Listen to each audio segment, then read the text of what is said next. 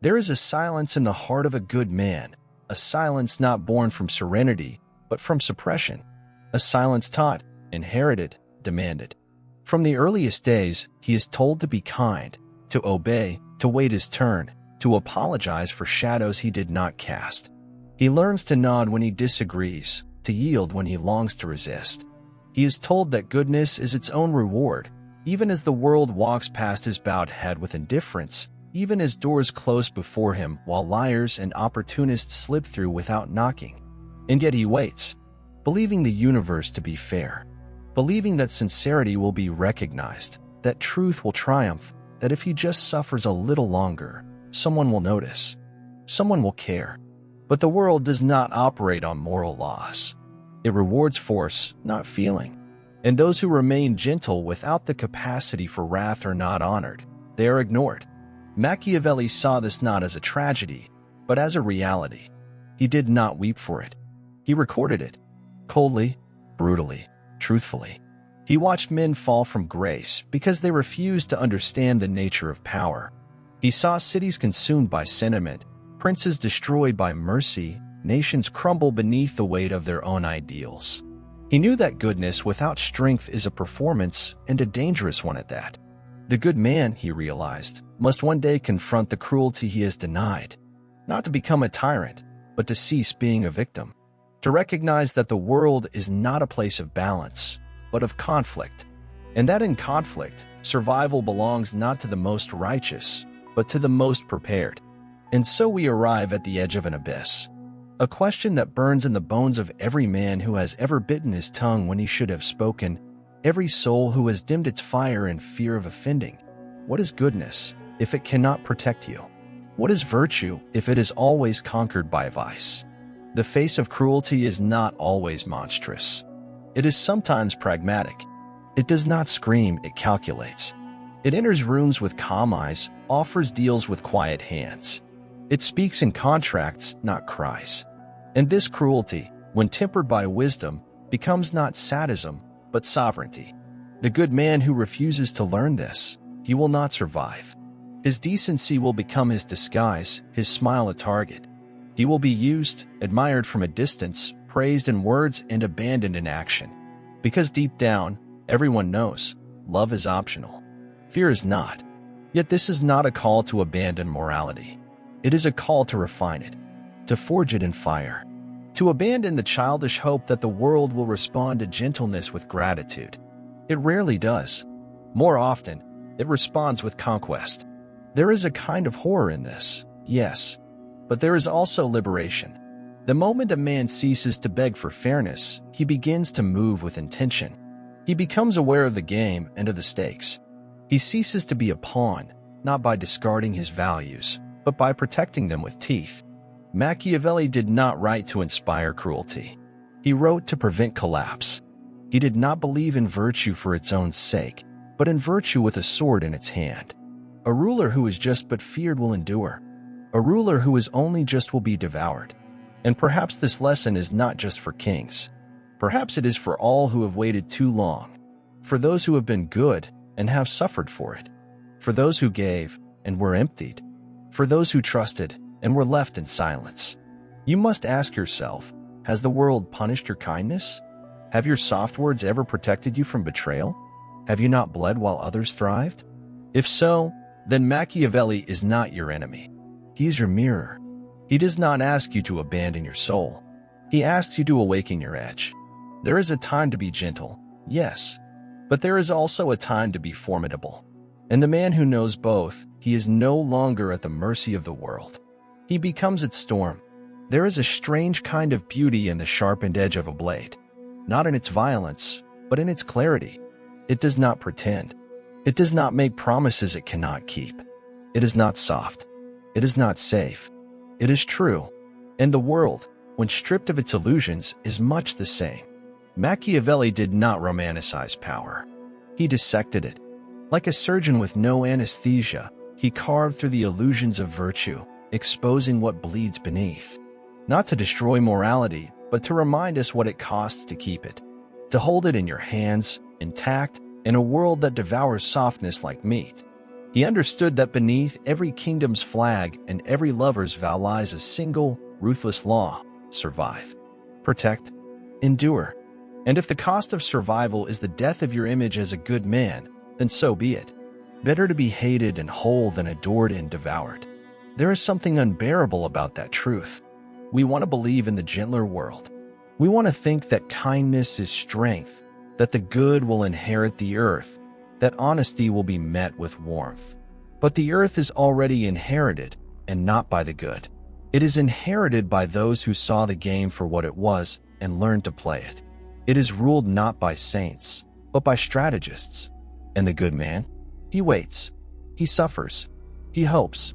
Until one day the hope turns bitter in his mouth, and he understands the awful arithmetic of reality, that no one is coming to save him. That morality, when not defended, becomes a cage. That he, who always sought to be noble, has only made himself easy to defeat. The ones who rise are not always cruel, but they are never naive. A prince who loves his people and is loved in return. This is a fantasy. Machiavelli saw what happens to rulers who want to be adored. They hesitate. They doubt. And those moments of hesitation are all that predators need. Power does not forgive hesitation. It feeds on it. And you, in your life, in your soul, you have hesitated, haven't you? You knew when the moment came to speak, to draw the line, to say no, to protect what was yours, but you stayed silent. Because you were taught that silence was noble, that sacrifice was holy, that being good meant being small. And so you folded yourself inwards. You made yourself easy to carry, easy to ignore. But the ones who saw the game, they did not hesitate. They did not fold. They took. They smiled at your kindness as they reached for your portion. They praised your humility as they stepped over your body. And you called them cruel. But perhaps they were only awake. Because Machiavelli never said, "Be cruel." He said, "Be prepared to be." There is a cruelty worse than force, the cruelty of blindness. Of men who live as if the world were just, who offer their throats to systems that will never thank them, who die with dignity and nothing else. Their legacy is a memory, their pain forgotten. And still, the good man waits. But how long before the waiting kills something in him? How long before he looks in the mirror and sees not a man, but a shadow of what he could have been? There is a reason the world respects those who take. Not because they are better, but because they refuse to be broken. And so perhaps, the task is not to abandon goodness, but to cloak it in steel. Let your kindness be sharp. Let your love have teeth. Let your dignity be guarded by the quiet possibility of wrath. Be a man who holds peace in one hand and fire in the other. Who speaks softly, but only because his silence commands attention. Who is feared not for what he does, but for what he could do, if pressed. This is not cruelty. This is protection. And in this, Machiavelli was not cold. He was precise. He did not seek a world of tyrants. Only a world where good men are not crushed beneath the boots of those more ruthless than them. He wanted rulers who could lead without illusion, who would not confuse mercy with weakness or justice with impotence. Because a man who cannot be feared will never be followed. And neither will you. You may be kind. You may be wise, but if your spine is made of glass, the world will not kneel, it will shatter you. So choose, not between love and fear, but between illusion and truth. Because the blade, though it cuts, does not lie. Look closely at the cities we build. Beneath the steel and stone, behind the glass towers and synthetic smiles, there lies a quiet graveyard of good men. Not saints, not martyrs, just men who tried to live gently. Men who believed that fairness would find them, that sincerity was a kind of currency, that being soft was somehow divine. You can see them in dim office lights long after everyone else has gone home. You can hear them in the silence after meetings, the ones who said less but felt more. They are the ones who gave and gave and gave until there was nothing left but the echo of their own restraint. These men are not praised. They are pitied, or worse, forgotten. Machiavelli never weeps for them. He does not light candles for the kind. He simply shows us their fate. The path of the gentle, when walked without strength, ends not in heaven but in humiliation. The world does not mourn them. The world learns from them how to exploit, how to dominate, how to camouflage ambition and politeness until the time is right to strike. Those who carry knives learn first on the backs of the gentle. And what happens to the gentle? They unravel quietly, not with rage, but with resignation. Their idealism rots into sarcasm. Their hope turns cynical. They begin to mimic those they once despised, not out of desire, but out of exhaustion. Because purity without power is a slow suicide. And even the kindest man will drink poison if it numbs the ache of being disregarded. There is no statue for the unassertive, no eulogy for the agreeable. Their goodness lives in memories, not monuments. In whispered admiration, never in legacy. Look at our heroes, the ones carved into stone.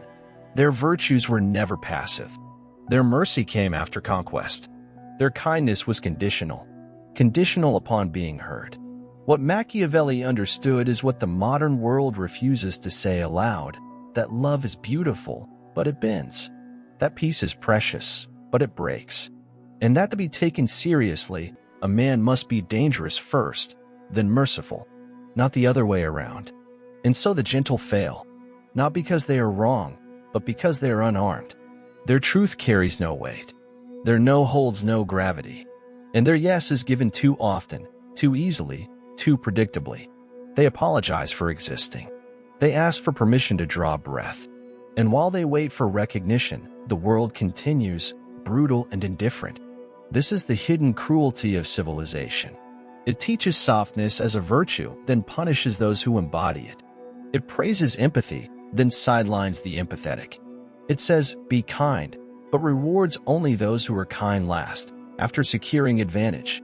The gentle raise their voices, and no one listens. They raise their hands, and no one sees. They raise their children, and those children grow up to abandon them, drawn instead to the sharp, the clear, the magnetic energy of certainty. Even in love, they fail.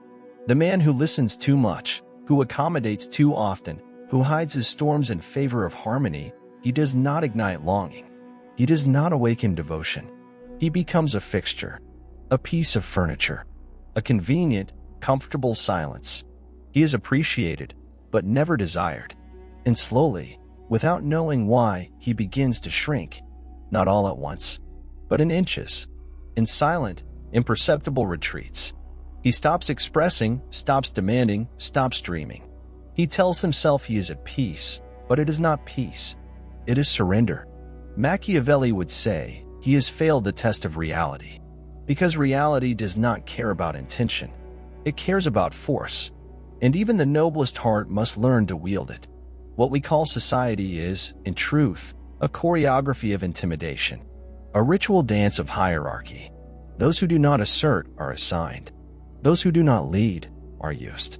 And the gentle man, unless he awakens, will spend his life watching others shape the world around him, while he is shaped by it. This is not just personal. It is political. Look at history's pages, stained with the ink of reformers who bled for a vision of kindness.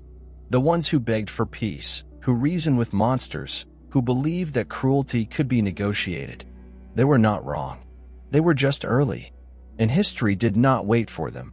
Because transformation does not begin with an open hand. It begins with a clenched one, and only after the walls have been breached can the garden grow. But the gentle do not breach walls. They sit before them and write poems, and so the world passes them by. This is the tragedy.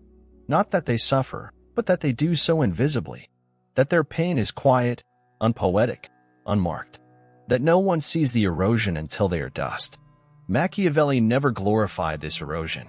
He exposed it.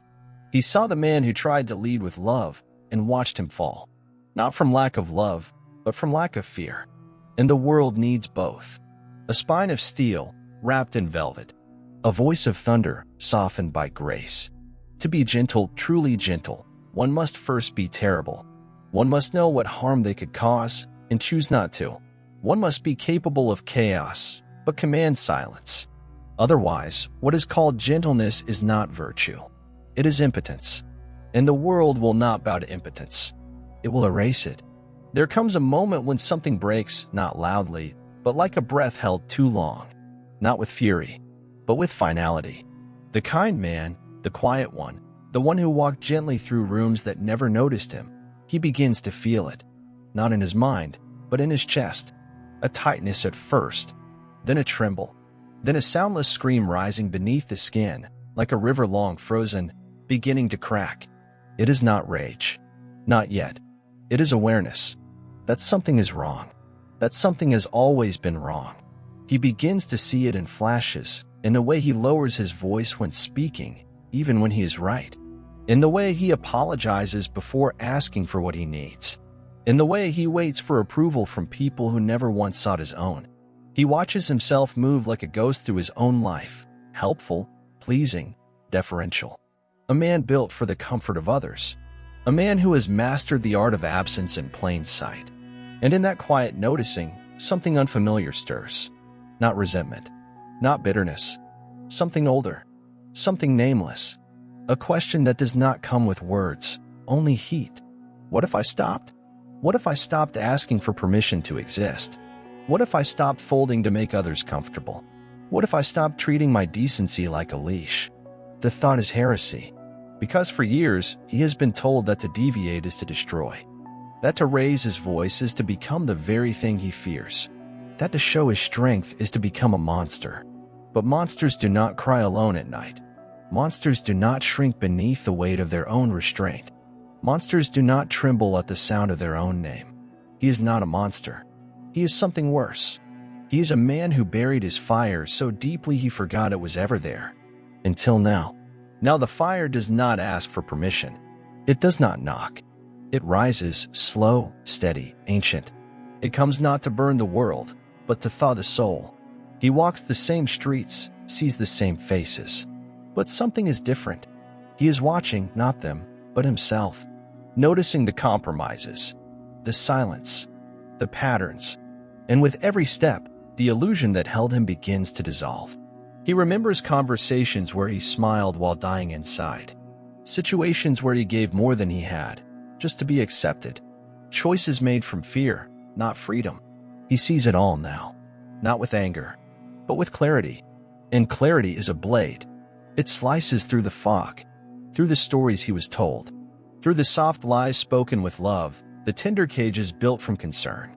He begins to unlearn the script, that to be loved, he must be passive, that to be respected, he must be invisible, that to be safe, he must betray himself over and over again. The fire grows. It is not loud, but it is everywhere. In the way he starts to speak slower, straighter. In the way he holds eye contact a little longer. In the way he pauses before saying yes. In the way he begins to wonder, well, what it mean to choose myself, even once. He does not become cruel. He becomes real. And that is far more dangerous. Because a real man, one who sees through the game, who knows both kindness and power, who walks not in fear but in presence, he cannot be used. He cannot be ignored. He cannot be erased. And so, the world begins to feel him. The shift is small at first.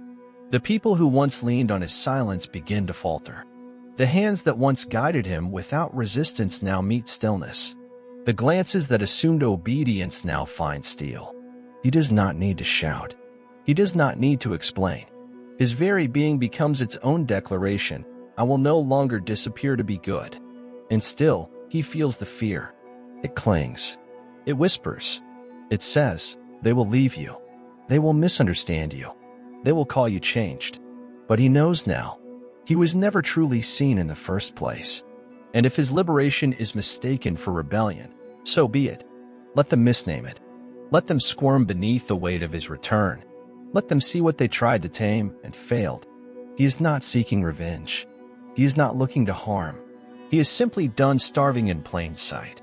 And so the fire rises, not to consume, but to claim, not to destroy the world, but to make space in it, for breath, for truth, for a man who does not vanish to keep the peace. It does not shatter all at once. It falls away slowly, like a leaf that forgets to hold the branch, like an old coat, no longer warm, slipping from the shoulders of a man who has carried winter in his bones for too long. The mask begins to slip, the one he wore with such devotion, the one that smiled without meaning, agreed without belief, endured without protest, the mask that said, "I am fine. I am harmless. I am what you need me to be." He had worn it so long, he forgot the shape of his own skin. But something in him refuses now, not with rebellion, with weariness, not with defiance, with inevitability, because pretending is a heavy thing. To carry your own erasure day after day, to dress yourself in pleasantries and call it peace, to lie in every gesture just to keep the world undisturbed. There is no glory in that, only corrosion. And so, one quiet evening, without drama or violence, he simply stops. The mask slips. No one sees it at first. The change is too quiet, too private. It is in the way he no longer fills silences out of politeness, the way he lets the phone ring and does not pick up, the way he listens to empty words and no longer nods. A softness leaves him, not love, but submission, and in its place, something colder blooms. Not bitterness, not cruelty, just the absence of illusion, the end of the performance. He sits alone, not with loneliness, but with honesty. He looks back, not to mourn, but to see clearly. He remembers the people who said they valued him, as long as he remained agreeable. The jobs that praised his work ethic, as long as he didn't ask for more. The partners who loved him, as long as he stayed small. He remembers, and something inside him finally breaks, not like a scream, but like a sob with no sound left.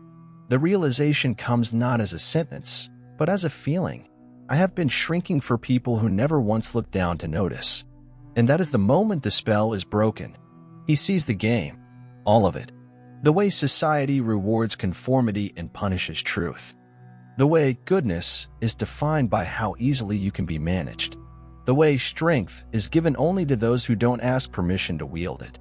He was told to be kind, but his kindness was taken as consent. He was told to be gentle, but his gentleness was taken as absence. He was told to be moral, but morality without power is just another costume for the powerless. And so, sitting in that dim room with no audience left, no applause, no masks, no mirrors, he chooses something else. Stillness. Real, trembling stillness, where nothing is said to impress. Nothing is done to appease. Nothing is hidden anymore. The fire is still there, but it burns differently now. No longer asking to be seen, no longer begging to be understood. It burns for him, and in that flickering solitude, he sees the truth he had long buried. He was never weak. He was never broken. He was simply taught to distrust his strength. He was taught that anger was dangerous, that clarity was cruelty, that wanting something for himself was shameful. And he believed them because he was young, because he was open, because he thought the world meant what it said. But the world doesn't mean. It maneuvers. And now, at last, he begins to mean. Not for them, for himself. Not with noise, with presence. He no longer needs to convince. He no longer fears misunderstanding. He is ready to be alone, if that is the price of being real. Because what he has lost, in comfort, in approval, in applause, is nothing compared to what he has found. His own voice, uncoded, undiluted, undismissed. And in that voice, there is no rage, no revenge, only revelation. That the man he is becoming has always been there, waiting in the dark, waiting beneath the mask, waiting behind the practiced smile, patient as the moon, silent as ash. And now he steps forward, not to be seen, but to see. There is no music at the end, no crescendo, no curtain call, just a soft return to breath, to silence, to the body that has carried so much pretending. And the man who once thought he needed fixing begins to understand. He only ever needed space to exist, not as a projection, not as a pleaser, but as something uncontained. The fire is quiet now. It no longer burns in protest. It no longer screams for recognition.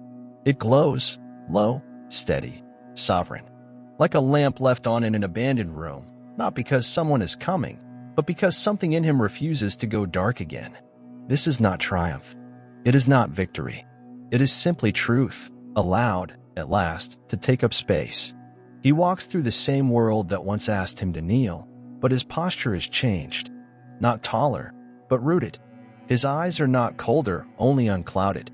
He is no longer searching for proof that he belongs. He belongs because he breathes. And breath, when it is not held in apology, becomes a kind of prayer. He does not speak often, but when he does, the air listens. Not because his words are sharp, but because they are no longer diluted. They carry no desperation, only presence. He watches the games being played, the masks, the soft betrayals, the noise that passes for truth. And he does not join. He does not condemn. He simply watches, like a mountain watches the wind.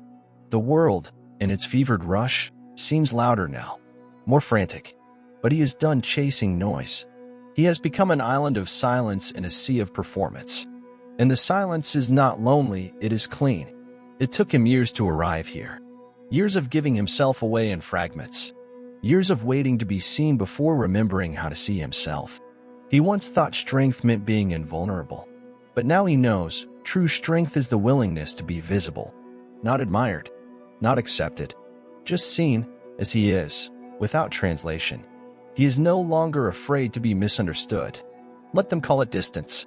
Let them call it arrogance. Let them call it change. He knows now, a man must be willing to lose the world to find his center. And in that center, he finds no answers, no grand revelations.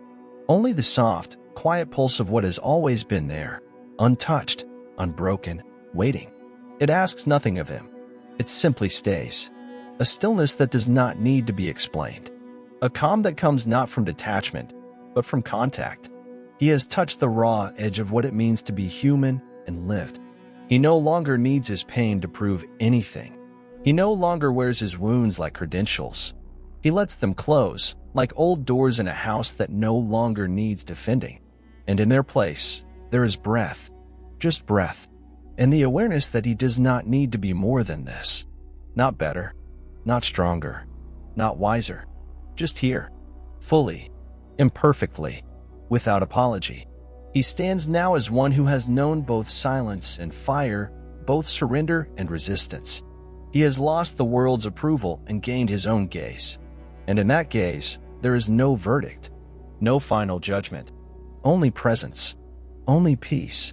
Not the peace that is given, the peace that is claimed.